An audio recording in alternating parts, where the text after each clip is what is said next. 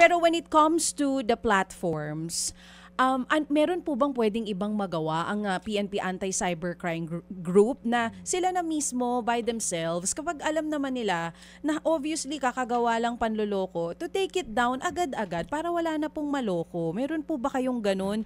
Meron ba silang ganun initiative na naipangako na sa inyo? Yes po ma'am. Actually ma'am, proactive naman po tayo. Nakakapagbigay po tayo ng awareness sa mga kababayan po natin, not just here in the NCR but in the whole Philippines po.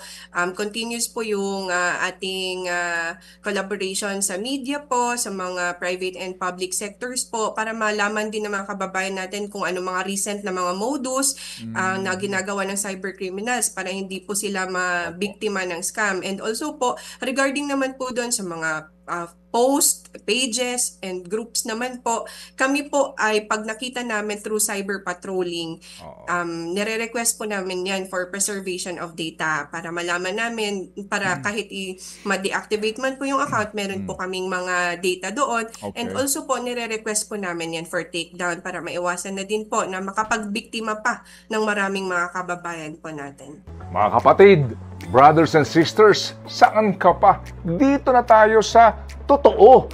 Dito na tayo sa True FM. Mga kapatid, mag-subscribe and follow po kayo sa social media accounts ng True Network PH. Yan po kami. Hanapin nyo lang True Network PH, Facebook, Instagram, YouTube, TikTok, and podcast.